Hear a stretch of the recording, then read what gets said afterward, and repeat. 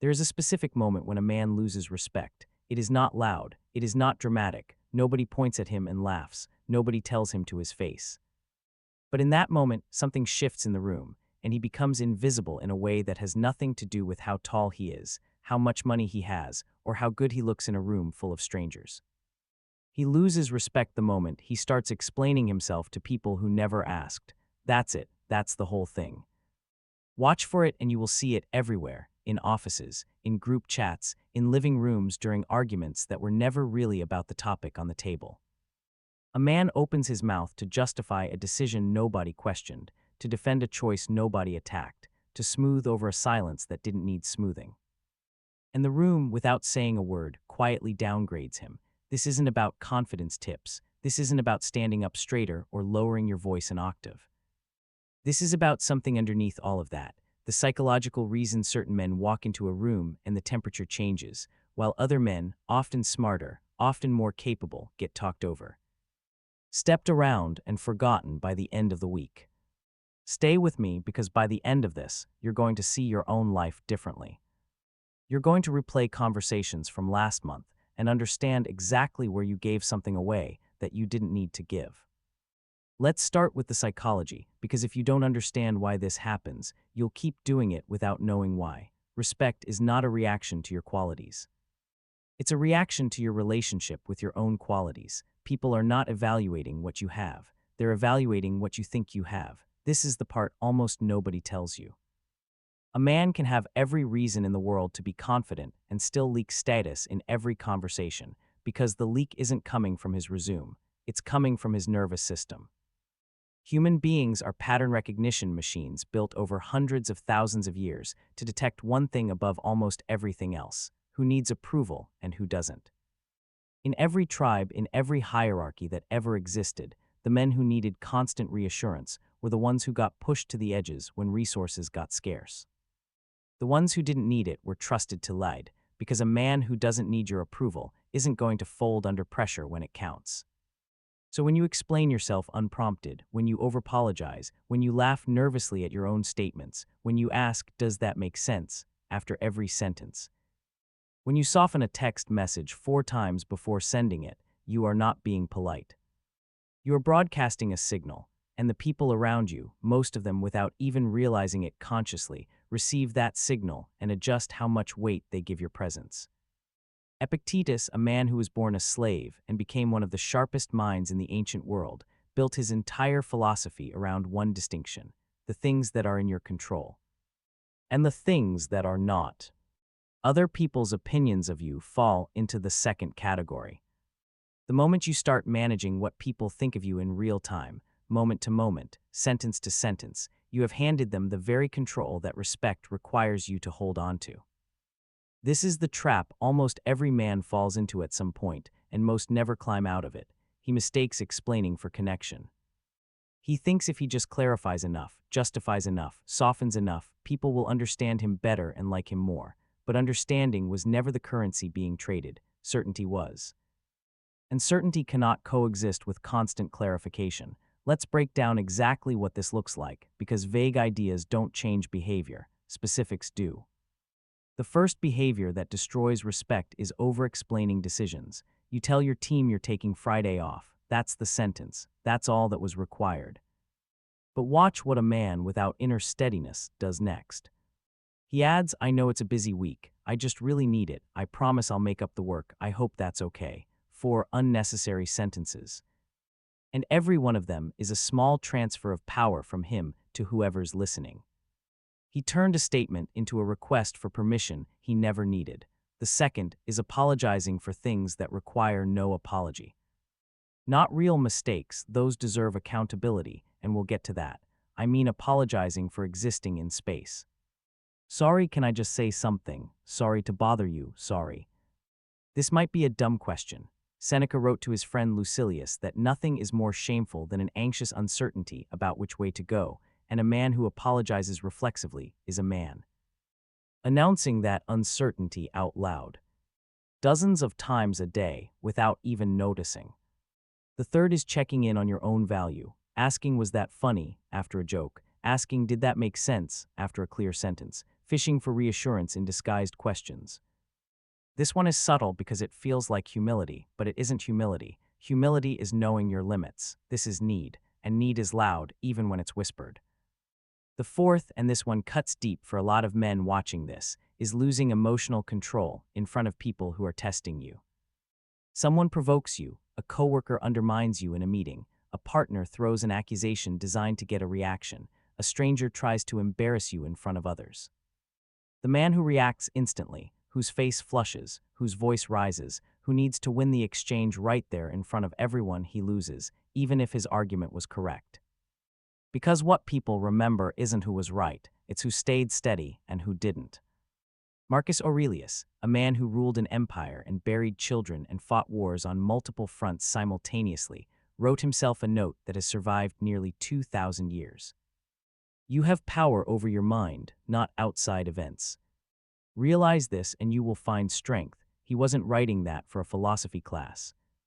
He was writing it to himself privately as a reminder he clearly needed, because even an emperor felt the pull to react. The difference between him and most men wasn't the absence of the impulse. It was the refusal to be governed by it. Here's where most men get this completely wrong. They think commanding respect means never backing down, never admitting fault, never showing softness, staying hard in every interaction like armor is a personality. This is the fake alpha trap, and it is just as repellent as weakness, sometimes more so, because it's weakness wearing a costume. A man who can't admit when he's wrong isn't strong, he's terrified. He's so unstable internally that admitting a single mistake feels like the whole structure might collapse. That instability is visible too. People sense it the same way they sense over-explaining. It's just a louder version of the same insecurity. Real command doesn't come from dominance, it comes from consistency.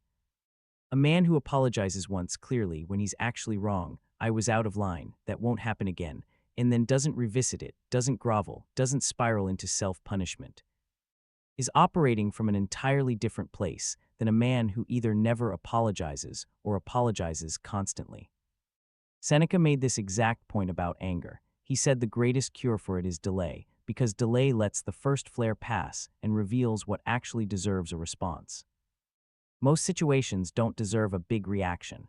Most situations deserve a pause, an assessment, and a measured word or two. Let's put this in real settings, because philosophy that doesn't touch your actual Tuesday afternoon is just decoration. At work, picture two men in the same meeting. A project fails. The first man immediately starts talking, explaining the timeline, blaming the client, blaming the tools, blaming the deadline that was set before he joined, talking fast.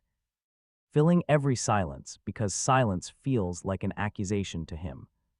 The second man says, "The approach didn't work, here's what I'd do differently next time," and then stops talking. He lets the silence sit, he doesn't fill it. Everyone in that room, without discussing it afterward, walks away trusting the second man more, even though the first man may have had legitimate points buried in his flood of words. Nobody has the patience to dig them out. Silence, used correctly, is not weakness. It's a demonstration that you're not afraid of the moment. In relationships, this shows up even more painfully because the stakes feel personal. A man's partner is upset with him about something small, he was late, he forgot to text back. The man who hasn't done the inner work responds with immediate overjustification, sometimes turning it around and getting defensive, sometimes collapsing into excessive apology. Promising things he doesn't need to promise, agreeing with accusations that aren't even accurate just to make the tension stop. What he doesn't realize is that this response, this need to immediately resolve the discomfort, reads as anxiety, not care. A grounded response looks different. "You're right, I should have texted, I'll be better about that," said once, said plainly, no performance of guilt attached to it, that's the whole response. It respects the other person's feelings without surrendering his own stability to manage them. In social settings, watch what happens when a man tells a story at a gathering and someone interrupts to correct a minor detail. The year was wrong, the place was wrong. A man without inner steadiness gets flustered, overcorrects, apologizes for the error like it was a moral failing, loses his rhythm completely. A grounded man says, "Could be," doesn't change the point, and keeps going. The room barely notices the interruption because he didn't hand it any weight. This is Epictetus again, almost word for word. He said people are disturbed not by events but by their opinions about events. The correction wasn't the problem. The man's belief that the correction mattered was the problem. Now here's the part that requires honesty, because it's uncomfortable, but discomfort is where the actual change happens. If you recognize yourself in any of this, the instinct is going to be shame. You're going to want to replay the last conversation where you overexplain something and cringe at it. Don't. Shame is not the mechanism of change here. Awareness is. Marcus Aurelius never once wrote about hating himself for his weaknesses. He wrote about noticing them clearly, without flinching, and adjusting the next action. That's the entire practice, not perfection, adjustment. The transformation from a man who leaks respect to a man who holds it isn't a personality transplant. It's a series of small refusals, repeated until they become instinct. It starts with refusing to fill silence. The next time you say something true and the room goes quiet for a second longer than feels comfortable, don't rescue it. Let the discomfort be there. That discomfort is doing work you can't do by talking. It's letting your words settle instead of drowning them in more words. It continues with refusing to justify decisions that don't require justification. You don't owe an explanation for every choice you make to every person who might raise an eyebrow. State the decision. Stop talking. If someone genuinely needs more information, they'll ask, and then you give it once clearly, without the anxious padding around it. It requires separating apology from identity. When you're actually wrong, own it in one clean sentence and move forward. When you're not wrong, resist the reflex to apologize for taking up space, having a preference, or saying something direct. This single shift, cutting reflexive apology out of your speech, will change how people treat you faster than almost anything else on this list, and you'll notice it within days, not months. It means building a pause between provocation and response. Seneca's advice on anger applies to every form of emotional reactivity, not just rage. When someone tries to get a rise out of you, the win isn't in winning the exchange. The win is in the half-second gap where you choose your response instead of firing off the first impulse. That gap is where all your power actually lives. Everyone can see when a man has it, and everyone can see when he doesn't. And it means letting your actions carry more weight than your words about your actions. Stop narrating your own effort. Stop announcing your own growth. Stop telling people how hard you're working on yourself, how disciplined you've become, how much you've changed. Just become it quietly, and let the people around you notice the shift on their own timeline, not yours. There is something almost magnetic about a man who has clearly changed but never mentions it. People trust demonstrated change infinitely more than declared change, because declared change is just another form of explaining yourself to people who didn't ask. This is what quiet authority actually is. It's not coldness, it's not distance, it's not refusing to show emotion or care. Marcus Aurelius was, by every account, a deeply compassionate man. He wrote extensively about patience with others, about not letting the faults of people around him harden his heart. Quiet authority isn't the absence of warmth. It's warmth that doesn't come from a place of need. You can be kind without needing the kindness returned. You can be generous without needing it acknowledged. You can be right without needing to prove it in the moment. The need is what people smell. Remove the need and the same actions land completely differently. Think about the men you've actually respected in your life, not celebrities, not public figures, but people you've personally known. A coach, a boss, an older relative, a friend's father. Chances are the thing that made them respectable wasn't that they talked the most or dominated every room. It's that when they spoke, it mattered, because they didn't speak just to fill space. When they were wrong, they said so once and moved on.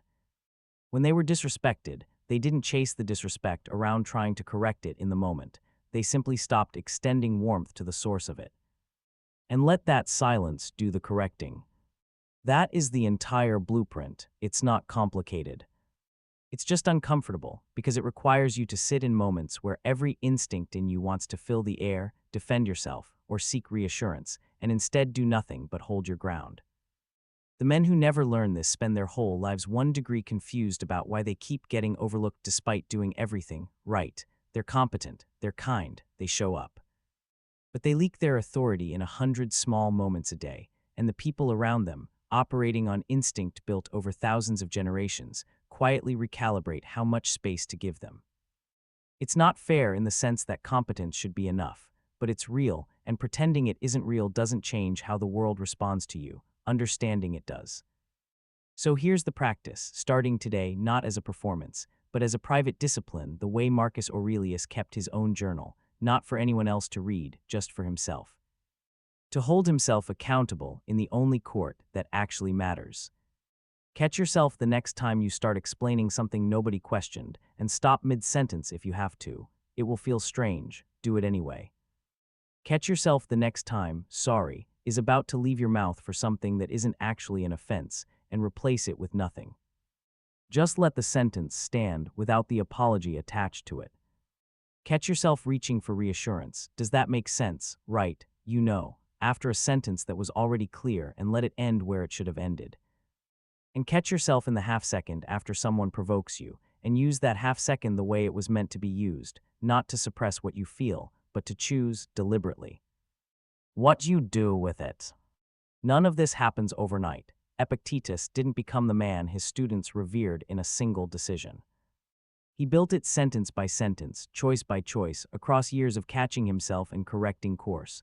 That's the whole method, not transformation, repetition. But something happens when you actually commit to this, and it happens faster than people expect. Rooms start to feel different around you. People stop talking over you, not because you got louder, but because you stopped inviting interruption with your own uncertainty. Conflicts resolve faster because you stop feeding them with anxious energy. And somewhere in there, without announcing it to anyone, you become the kind of man whose presence changes the temperature of a room, not because you demanded it, but because you simply stopped giving your power away, one unnecessary sentence at a time. Respect was never something you could ask for. It was only ever something you could stop leaking. A man who needs to be understood will always be misunderstood. A man who doesn't need it will be respected without ever asking for it.